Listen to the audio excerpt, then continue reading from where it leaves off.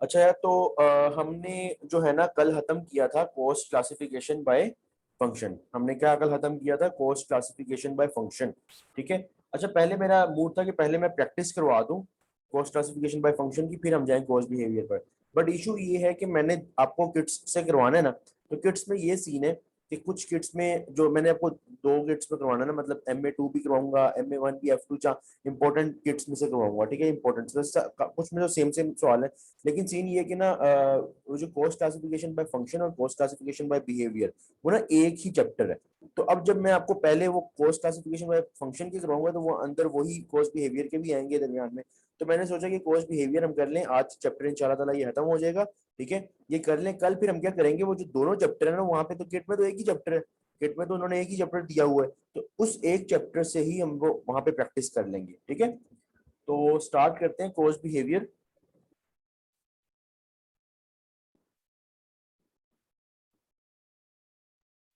Cost behaviour start करने लगे हम लोग चैप्टर। अच्छा, सबसे पहले ना कॉस्ट बिहेवियर स्टार्ट करने से पहले मैं आपको बता दूं कि हमने पढ़ा था, हमने जो चीज पढ़ी थी वो क्या थी, कि कॉस्ट क्लासिफिकेशन जो है वो दो किस्म की होती है। कॉस्ट क्लासिफिकेशन दो किस्म की होती है। कॉस्ट क्लासिफिकेशन दो किस्म की होती है। अच्छा भाई, तो तौहीद आप बताओ कि कॉस्ट क्लासिफिकेशन जो दो किस्म की होती है, कौन कौन सी किस्म है जो कॉस्ट क्लासिफिकेशन की है? मैंने आपको जब स्टार्ट किया था कॉस्ट क्लासिफिकेशन तब बताया था।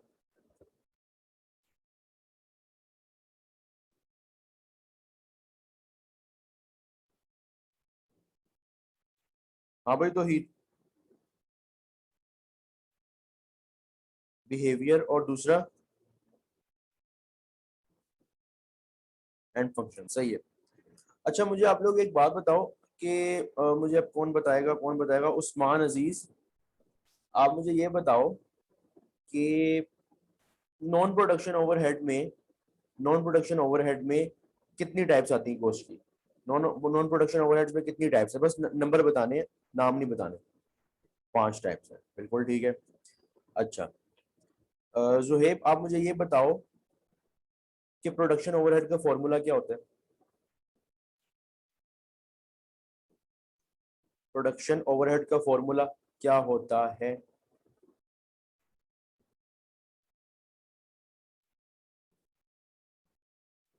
सम ऑफ ऑल इनडायरेक्ट कॉस्ट। अच्छा, इनडायरेक्ट में सारी इनडायरेक्ट कॉस्ट, क्योंकि इनडायरेक्ट क्या की दो टाइप्स थी, प्रोडक्शन इनडायरेक्ट कॉस्ट यानी प्रोडक्शन ओवरहेड, और नॉन प्रोडक्शन।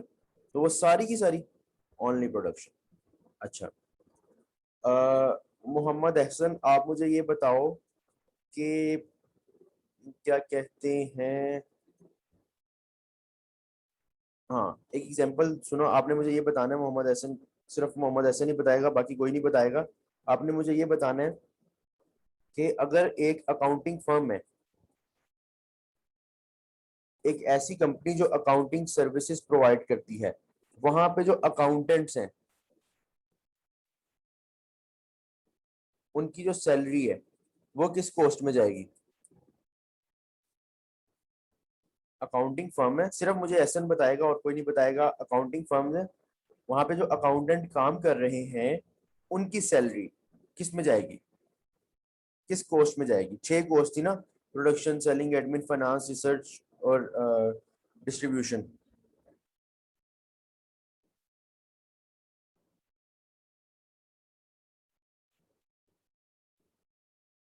हाँ भाई,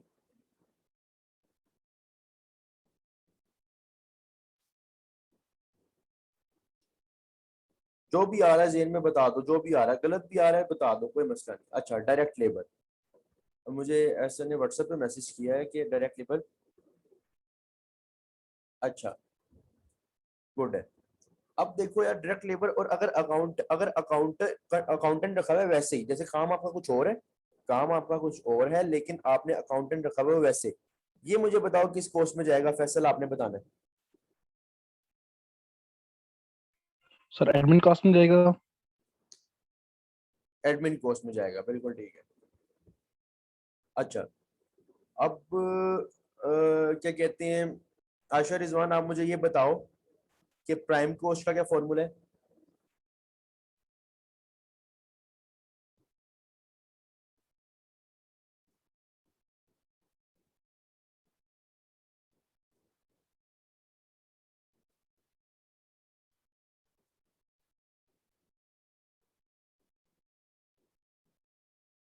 प्राइम कॉस्ट का फॉर्मूला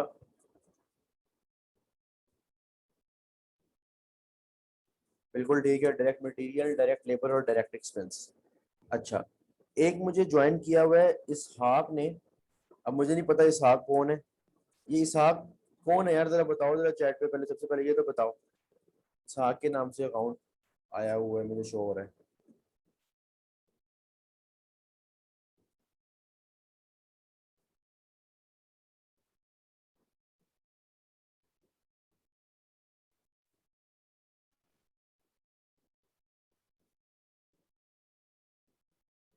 हाँ भाई,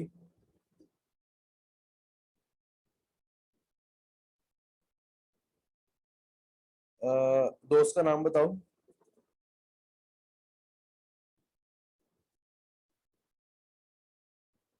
किस दोस्त ने बात की थी? फरहान शाह। हाँ सही है। फरहान शाह मेरे जहन में नहीं आ रहा है, चलो क्लास के बाद बता देना। तो ठीक है, गुड है। और क्या कहते हैं, एमन आप मुझे बताओ। अच्छा, इसहाक से मैंने पूछा तो है ही नहीं कुछ, बल्कि वो आप क्लास में पहली बार आया। एमन आप मुझे ये बताओ कि टोटल प्रोडक्शन कॉस्ट का क्या फॉर्मूला है?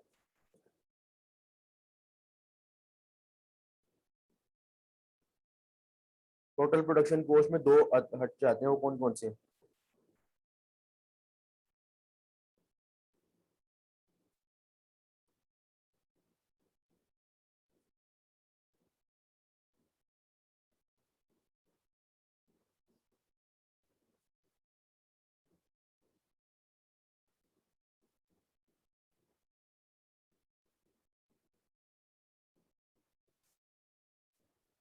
प्राइम कॉस्ट, प्रोडक्शन ओवरहेड, बिल्कुल ठीक है। और कशमाला आप मुझे ये बताओ, कन्वर्जन कॉस्ट का क्या फॉर्मूला होता है? कन्वर्जन कॉस्ट का क्या फॉर्मूला होता है?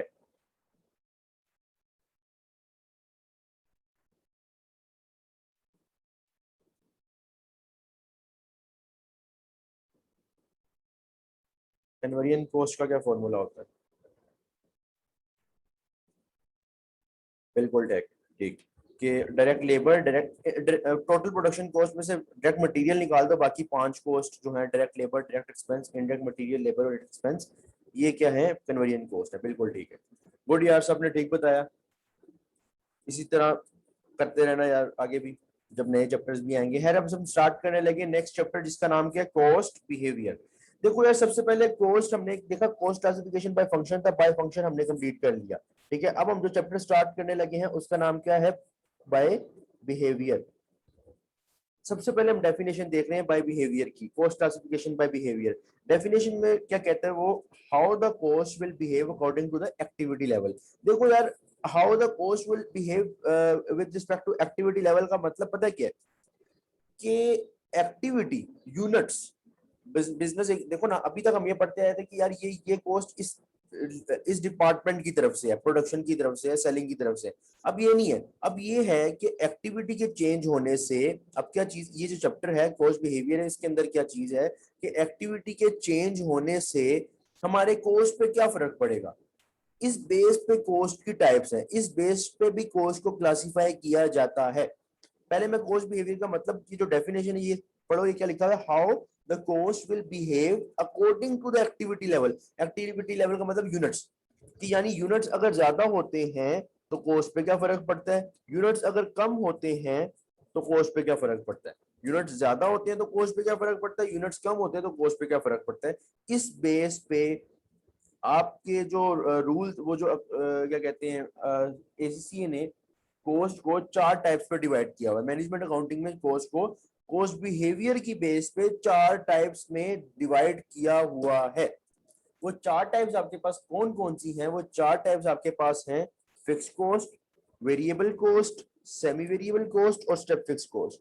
ये जहां जिनको मैं हाईलाइट कर रहा हूँ, ये चार कॉस्ट हैं जो किसकी बेस पे है? कॉस्ट बिहेवियर की बेस पे है। Fix cost, variable cost, semi variable cost और स्टेप फिक्स कॉस्ट। ठीक है, अब देखो यार, ये जो चार कॉस्ट है, इनके अंदर यही लॉजिक होगी कि इनमें से कोई कॉस्ट जो होगी ना, उसके अंदर ये होगा कि एक्टिविटी लेवल चेंज हुई तो उस पर ये फर्क आया, वेरिएबल के अंदर क्या फर्क आया, सेमी वेरिएबल होती है तो क्या फर्क आता है, स्टेप होती है तो क्या फर्क आता है। इस तरह चारों को हमने एक एक करके पढ़ना है।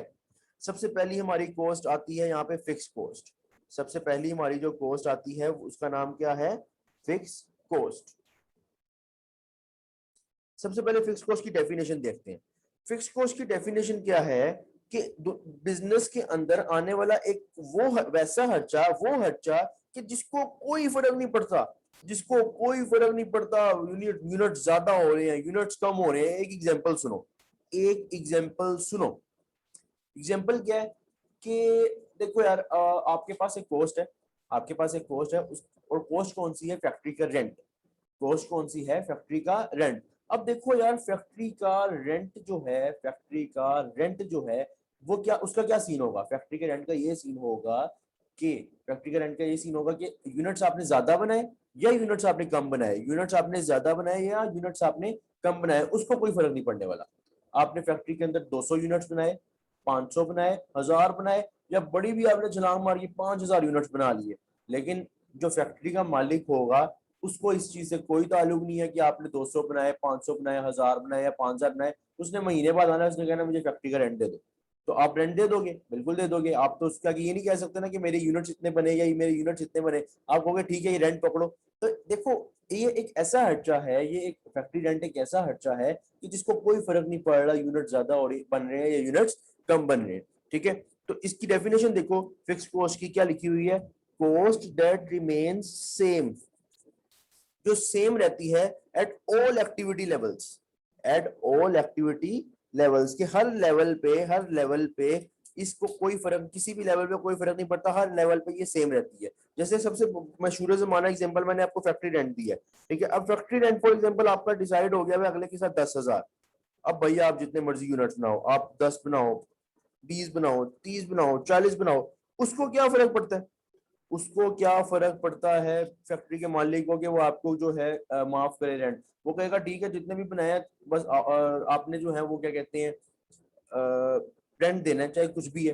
ठीक है, तो इस तरह की कॉस्ट को, नेचर को, इस तरह की कॉस्ट आती है फिक्स कॉस्ट के अंडर, फिक्स कॉस्ट की कैटेगरी में। अब हम जिस तरफ जा रहे हैं, जिस बात की तरफ जा रहे हैं वो सुनो कि फॉर एग्जांपल हमारे पास एक फैक्ट्री है जिसका रेंट क्या है? एक फैक्ट्री है जिसका रेंट आपके पास क्या है? 10,000। गौर से सुनना, एक फैक्ट्री है जिसका रेंट आपके पास क्या है? 10,000 है। अब देखो गौर से देखना है कि रेंट आपका 10,000 है। ठीक है, यहाँ पे मैंने कॉलम बनाए हैं, कॉलम देखो जरा,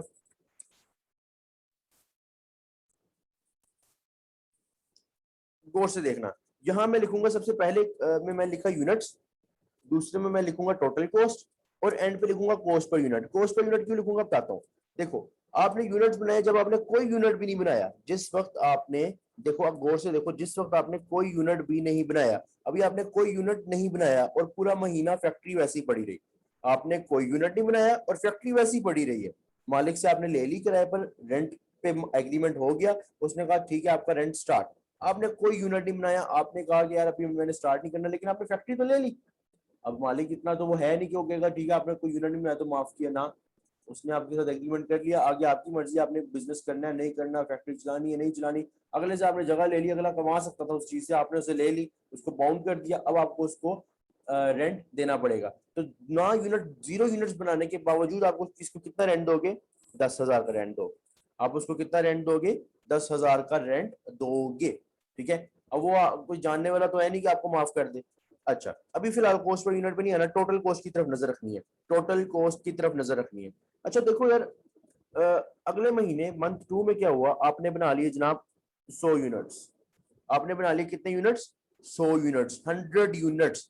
ठीक है, तो उसका जब मालिक आएगा तो ऑब्वियसली वो आपको कहेगा ठीक है 100 बनाओ, तुम 200 बनाओ, 300 बनाओ, मुझे कोई फर्क नहीं पड़ता, जब पीरियड एंड हो जाएगा तुम मुझे बस 10,000 मेरा रेंट दे दिया करना। आपने उसको कहा ठीक है 100 बनाए, वो 10,000 रेंट ले गया। अगले महीने आपने उससे अगले महीने 200 बनाए, 500 बनाए या 1000 बनाए, जितने मर्जी आप यूनिट्स बनाओ, जितने मर्जी आप यूनिट्स बनाओ, रेंट ना ने पीछे हो, रेंट ने ना पीछे होना है ना आगे होना है, रेंट अपनी जगह पे देखो 10,000 10,000 10,000, रेंट कहता है मैंने कोई नहीं हिलना। तो देखो ये इस तरह की कॉस्ट, इस तरह की कॉस्ट क्या कहलाती है? इस तरह की कॉस्ट कहलाती है, इस तरह की कॉस्ट क्या कहलाती है? Fix cost. ठीक है। यानी कि फिक्स कॉस्ट का मतलब क्या हुआ, फिक्स कॉस्ट का मतलब क्या हुआ कि ऐसी कॉस्ट जो एक्टिविटी लेवल चेंज होने की वजह से जिसपे कोई फर्क ना आए टोटल में, जिसमें टोटल में कोई फर्क ना आए, ठीक है। कॉस्ट पर यूनिट पे भी मैंने बात नहीं की, अभी मैं सिर्फ टोटल की तरफ हूँ कि टोटल पे कोई फर्क नहीं आ रहा, 0 बने या 10 बने या 1000 बने। और होती है इस तरह की अक्सर कॉस्ट होती है, सिर्फ ये नहीं है, और भी कॉस्ट हो सकती है। जैसे फॉर एग्जाम्पल एक बिजनेस है, एक बिजनेस है, गौर से सुनो, उस वो बिजनेस है, उसकी ये दुकान है, एक शॉप है, ठीक है। शॉप के लिए उसने लिखा हुआ है एक शॉपकीपर, जिसको वो सैलरी देता है 15,000 की हर महीने। शॉप कीपर की सैलरी कितनी है, 15,000 रुपए। वो 15,000 रुपए हर महीने देता है। अब देखो यार, 10 यूनिट बेचो, 20 बेचो, वो बंदा 1000 बेचे, बंदा 500 बेचे, जितने मर्जी बेचे, शॉप पे जितने मर्जी बिके, कोरोना की वजह से चाहे कुछ भी ना बिके, अगर वो आपके पास एग्रीमेंट के अंदर है, अगर वो आपके पास आपका एम्प्लॉई है, आपके पास वो जॉब कर रहा है, तो आपको ये 15,000 निकालना ही निकालना है। और 15,000 पे कोई फर्क नहीं पड़ेगा, चाहे आपने यूनिट्स कम बेचे कम बनाए, जो भी आपका एक्टिविटी लेवल है, जो भी आपका हिसाब किताब है, ये चीज डिपेंड करती नहीं है कि भाई आपने क्या सीन होगा किस चीज में, कॉस्ट के लिहाज से कॉस्ट वुड बी सेम, जो मर्जी हिसाब किताब कर लो, ठीक है ना। तो ये भी फिक्स कॉस्ट है, ठीक है। अच्छा, अब हम आने लगे टोटल कॉस्ट में, हमने देख लिया कि फिक्स कॉस्ट रूल के मुताबिक, यहाँ पे मैं रूल साथ लिखे होंगे, यहाँ पे मैंने यहाँ रूल लिखे थे कि रूल के मुताबिक जो है ना, पहली बात तो हमने पक्की कर ली, ये पहला पॉइंट हमारा पक्का हो गया। पहला पॉइंट क्या पक्का हुआ हमारा कि फिक्स कॉस्ट जो है टोटल के अंदर, टोटल कॉस्ट के अंदर हमेशा सेम रहती है। अभी दूसरे पॉइंट पे नहीं है, अभी पहला पॉइंट पक्का किया कि फिक्स कॉस्ट टोटल कॉस्ट में हमेशा आपके पास सेम रहेगी, ठीक है। अच्छा, दूसरी साइड पे हो, अब आते हैं हम कॉस्ट पर यूनिट पे, बात करने लगे हैं कॉस्ट पर यूनिट पे। देखो यार, एक बिजनेस जो है ना, कॉस्ट पर जब भी टोटल कॉस्ट निकालता है किसी चीज की, तो कॉस्ट पर यूनिट भी देखता है। क्यों? क्योंकि उसको उस खर्चे को यूनिट तक लेके जाना होता है। आप बनाते हो फॉर एग्जांपल 10 यूनिट्स, आप बनाते हो 10 यूनिट्स, चलो 10,000 यूनिट्स, आप बनाते हो 10,000 यूनिट्स। आपको पता है टोटल खर्चा रेंट का आता है, आपको पता है कि टोटल खर्चा जो रेंट का आता है वो है आपका 1,00,000 रुपया, ठीक है। ऑब्वियसली बात है, टोटल में तो आपको पता है 1,00,000 है, लेकिन आप देखोगे ना कि एक यूनिट पे रेंट का खर्चा मैं कितना डालूं। आप 1,00,000 को डिवाइड करोगे 10,000 से, 10 आंसर आएगा, आप कहोगे कि एक यूनिट पे रेंट का 10 रुपए का खर्चा जाता है। एक यूनिट में से 10 रुपया निकालना है, जब आप फिर वो सेलिंग प्राइस निकालोगे तो उस कॉस्ट को, रेंट के खर्चे को भी यूनिट के अंदर डालोगे, तो कॉस्ट पर यूनिट निकालना भी जरूरी है। तो अब कॉस्ट पर यूनिट के हिसाब से इफेक्ट देखने लगे हैं। अब हम कॉस्ट पर यूनिट के हिसाब से इफेक्ट देखने लगे हैं। इफेक्ट सुनो कॉस्ट पर यूनिट के हिसाब से,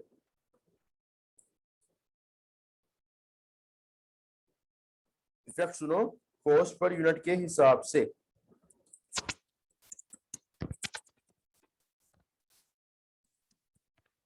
अच्छा, तो कॉस्ट पर यूनिट के हिसाब से पहले, हाँ, कॉस्ट पर यूनिट निकालते कैसे हैं कि जो टोटल कॉस्ट होती है ना, उसको डिवाइड कर दो ऑन यूनिट्स, तो ऑब्वियसली बात है कॉस्ट पर यूनिट ही आ जाएगी ना। अब पहले वाला तो हम डिवाइड नहीं कर सकते क्योंकि यूनिट 0 है, तो वो ऑब्वियसली बात है आंसर कुछ भी नहीं आएगा, इन्फिनिटी आंसर आएगा, वो तो हो नहीं सकता। हम दूसरे से देख लेते हैं। 10,000 का खर्चा है, जब आपने कितने यूनिट्स बनाए, 100 यूनिट्स बनाए थे, तो 10,000 का खर्चा आया।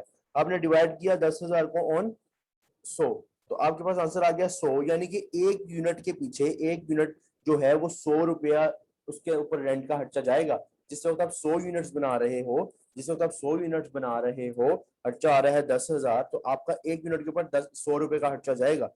अब आपने ना यूनिट 100 से 200 कर दिए। अब आप 10,000 को जब 200 पे डिवाइड करोगे तो आंसर आ जाएगा 50। 50 का मतलब ये है कि यूनिट ज्यादा हुए हैं, तो एक यूनिट के ऊपर जो खर्चा है वो 100 नहीं रहा, वो 50 हो गया। क्योंकि टोटल खर्चा वही है, लेकिन यूनिट्स वहां से बढ़ गए, तो एक यूनिट के ऊपर 50 का खर्चा चला गया, ठीक है। इसके बाद जनाब आपके पास अगले आपने बनाए 500, उस लिहाज से पर यूनिट कॉस्ट आ रही है 20। 10,000 को डिवाइडेड बाय 500 करोगे तो आंसर क्या आता है, 20 आता है। 20 आपके पास जो आंसर आया है, 20 आपके पास जो आंसर आया है, वो किस तरह आया, उसका मतलब क्या, उसका मतलब ये है कि जो ये 20 है, एक यूनिट के अंदर आपको रेंट का 20 रुपीज चार्ज करना है, तभी आपकी प्रॉफिट होगा, ठीक है। इसी तरह 10,000 डिवाइडेड बाय 1,000 यूनिट बनाए तो एक यूनिट पे 10 का खर्चा आएगा। यानी कि फिक्स कॉस्ट के अंदर टोटल कॉस्ट की नेचर तो हमने देख ली थी, फिक्स कॉस्ट के अंदर टोटल कॉस्ट की नेचर तो हमने देख ली कि it would remain fixed irrespective of the activity level, activity level को नहीं देखता, वो फिक्स है तो फिक्स है, सेम रहेगा।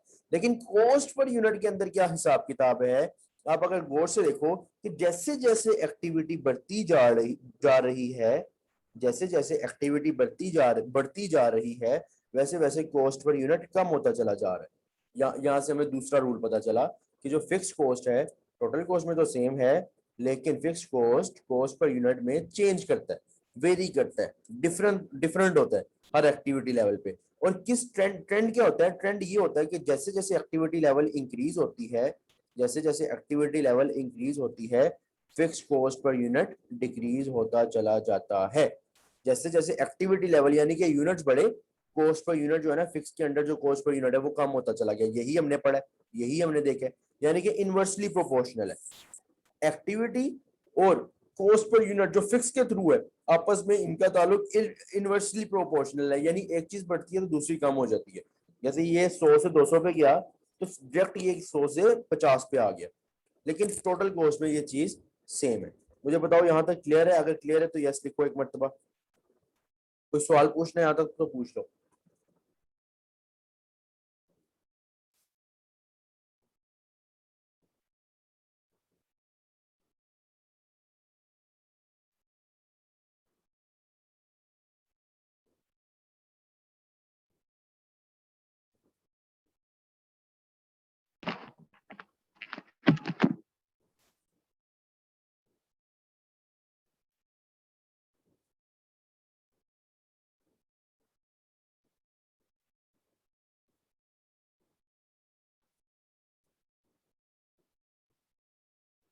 अच्छा, अब देखो यार, अब देखो कि आप लोगों ने यहाँ तक तो देख लिया कि भाई फिक्स कॉस्ट टोटल में इस तरह है और कॉस्ट पर यूनिट में इस तरह है, ठीक है, ऐसे ही है। अब हम जाने लगे ग्राफ्स की तरफ कि ग्राफ्स किस तरह बनते हैं। अब आप लोग अगर गौर से देखो तो जिस तरह दो कॉस्ट थी ना, हमने एक टोटल कॉस्ट के लिहाज से देखा और एक कॉस्ट पर यूनिट के हिसाब से देखा, इसी तरह हम अब ग्राफ्स को देखेंगे दोनों लिहाज से, टोटल कॉस्ट के हिसाब से भी देखेंगे और कॉस्ट पर यूनिट के हिसाब से भी देखेंगे कि ग्राफ किस तरह बनता है, और ये आते हैं पेपर में, ठीक है। अब देखो टोटल कॉस्ट और कॉस्ट पर यूनिट, अब अगर देखा जाए तो यार देखो इस तरह हम लिख रहे हैं, नीचे यहाँ पे लिख रहे हैं यूनिट्स यानी कि एक्टिविटीज, यहाँ पे हम लिख रहे हैं टोटल कॉस्ट। अभी ये टोटल कॉस्ट का ग्राफ है, अभी ये टोटल कॉस्ट का ग्राफ है। अब देखो जैसे जैसे यूनिट्स बढ़ते जा रहे हैं, 200 से 400, 600, 800, 1000 गए, यहाँ पे हमने कॉस्ट लिखी 5000, 10000, 15000, ये रेंट ही है। फॉर एग्जाम्पल रेंट कितना था हमारा? 10000 का। अब देखो जीरो यूनिट है, 200 है, 400 है, 600 है, 800 है या फिर 1000 है, टोटल कॉस्ट ना ऊपर हुई ना नीचे हुई। टोटल कॉस्ट ने कहा मैं ढीठ हूँ भाई, मैं ढीठ हूँ बस, और बात ही कोई नहीं है, और सीधी लाइन बनेगी। क्यों? क्योंकि देखो 10,000 यहाँ पे भी पॉइंट, 10,000 यहाँ पे भी, 10,000 यहाँ पे भी, 10,000, हर हर लेवल पे 10,000, तो इसकी स्ट्रेट लाइन होती है। तो यानी कि ये बात याद रखना कि फिक्स कॉस्ट का टोटल में जो ग्राफ होता है ये हमेशा स्ट्रेट लाइन होता है। टोटल का ग्राफ हमेशा स्ट्रेट लाइन होगा, ये कभी भी नहीं बोलना कि स्ट्रेट लाइन क्यों होगा या नहीं होगा, स्ट्रेट लाइन होगा, ये कंफर्म बात है। कोई भी कॉस्ट ले लो, फिक्स में जब ऊपर नीचे नहीं होना तो ग्राफ सेम ही होना ना, सीधा ही होना ना, ग्राफ ने क्यों हिलना जब उसकी फ्लक्चुएशन आनी ही नहीं है।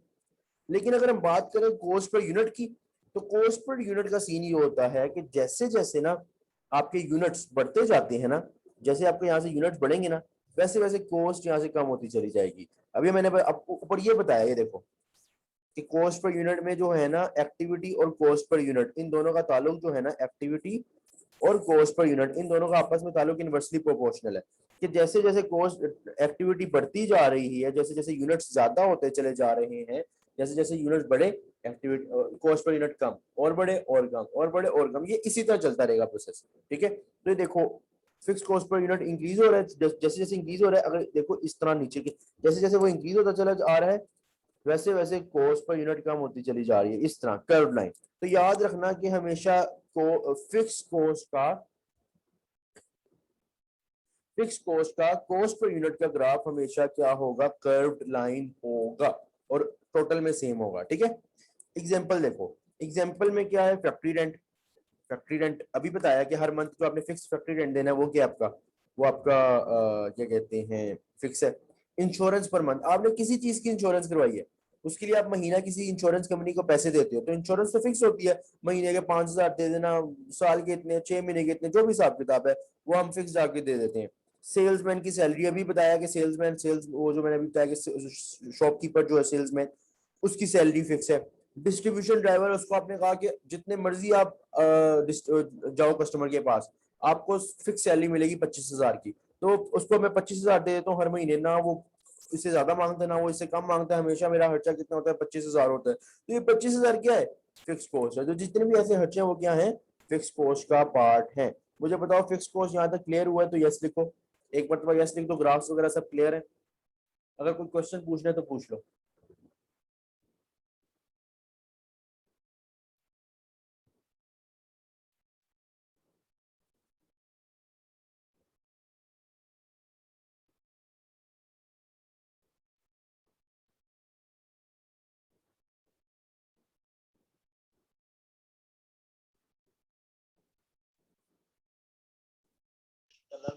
सर सेलमैन की सैलरी किस तरह फिक्स है सर? एक, एक,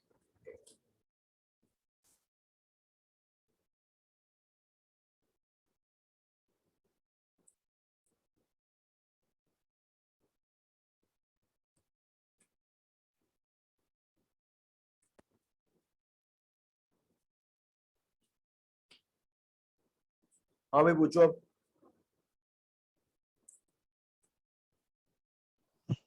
सर सेल्समैन की सैलरी कैसे सर फिक्स है सर? जो उसको सर कमीशन मिलता है सर, वो तो एक्टिविटी के ऊपर हाँ बेस करते हैं सर। बिल्कुल बिल्कुल बिल्कुल, बड़ा, ये बड़ा अच्छा कॉन्सेप्ट इसने उठाया लड़के ने कि सेल्समैन की सैलरी कैसे फिक्स है। अच्छा देखो, मैं आपको बताता हूँ मैं जो चीज कहना चाह रहा हूँ। देखो, हाँ देखो यार, सेल्समैन का ना, मैंने ये नहीं बोला कि सेल्समैन का पूरा पैकेज, सेल्समैन का जो पूरा पैकेज होता है, सेल्समैन का जो पूरा का पूरा पैकेज होता है, उसे बोलते हैं ना कि टोटल पैकेज कितना मिलता है। उसके अंदर दो कंपोनेंट्स होते हैं। एक कंपोनेंट होता है उसकी सैलरी जो फिक्स होती है, एक कंपोनेंट होता है उसका कमीशन। अगर मैं यहाँ लिखता है ना टोटल पैकेज, तो टोटल पैकेज के अंदर होता है सेल्समैन की जो सैलरी, उसे कहा कि तुम्हें 15,000 दे दिया जाएगा फिक्स। हाँ, डिपेंडिंग अपॉन कि तुम कितने यूनिट्स बेचते हो, इसकी बेस पे तुम्हें कमीशन दे दिया जाएगा पर यूनिट के हिसाब से। ठीक है, तो मैंने सैलरी लिखा है ओनली, सैलरी वाला पार्ट फिक्स है। ठीक है, क्लियर है फैसल? हाँ, टोटल पैकेज वो सेमी वेरिएबल में आएगा, वो भी हम आगे पढ़ते हैं। हाँ ये सी। अच्छा, अब यार आगे आओ।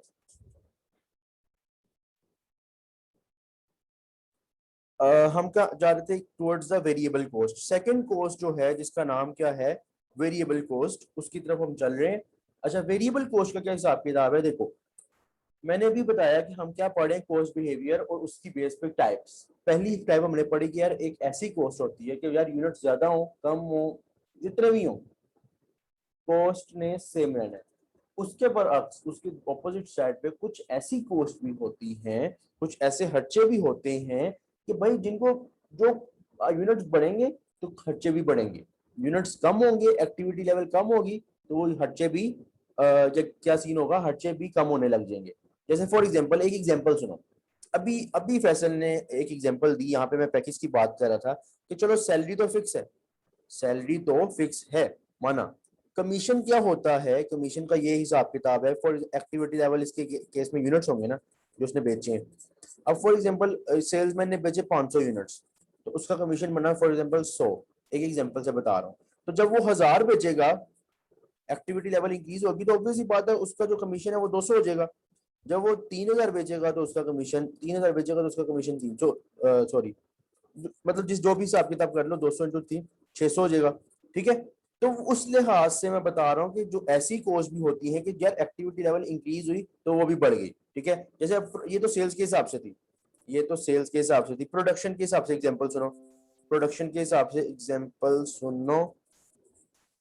जैसे फॉर एग्जांपल आपने ना यूनिट्स बनाने हैं, यूनिट्स बनाने के लिए आपको डायरेक्ट मटेरियल चाहिए होता है, और डायरेक्ट मटेरियल आपके पास है 10 पर यूनिट, मतलब कि एक यूनिट पे 10 रुपए का लगता है डायरेक्ट मटेरियल की कॉस्ट। ठीक है, आपने अगर कोई यूनिट नहीं बनाया तो डायरेक्ट मटेरियल की कॉस्ट कितनी लगेगी, 0। लेकिन अगर आपने 500 यूनिट्स बनाए तो कॉस्ट कितनी लगेगी डायरेक्ट मटेरियल की, 5,000। अगर आपने 1000 बनाए तो 10,000।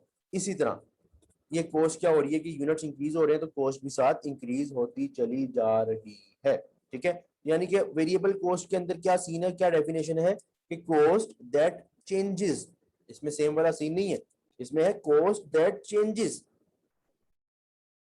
आवाज कट रही है, आवाज सबके पास आवाज कट रही है मेरी, बताओ यार क्लियर है आवाज क्या कट रही है?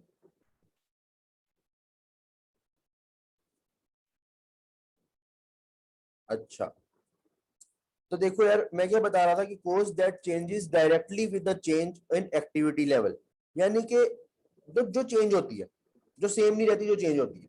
एग्जांपल मैंने आपको एक दो बताई भी हैं। अब मैं यहीं पे वो जो जैसे मैंने वहां पे बनाया था उसी तरह यहाँ पे भी हम देखते हैं कि क्या हिसाब किताब होता है, ट्रेंड देखते हैं टोटल कॉस्ट और कॉस्ट पर यूनिट के हिसाब से। गौर से सुनना है, अभी मैं ले रहा हूँ कि फैक्ट्री में आपको मटेरियल चाहिए होता है, यूनिट्स बनाने के लिए फैक्ट्री में आपको मटेरियल चाहिए होता है। मटेरियल होगा तो तभी आप प्रोडक्शन करोगे ना, ऐसे थोड़ी प्रोडक्शन कर सकते हो। तो अब देखो, अब क्या हिसाब किताब है कि मटेरियल आपको चाहिए। अब मटेरियल आपको चाहिए, फॉर एग्जाम्पल एक यूनिट पे लगता है 2 रुपए का मटेरियल, एक यूनिट पे लगता है 2 रुपए का, $2 का मटेरियल।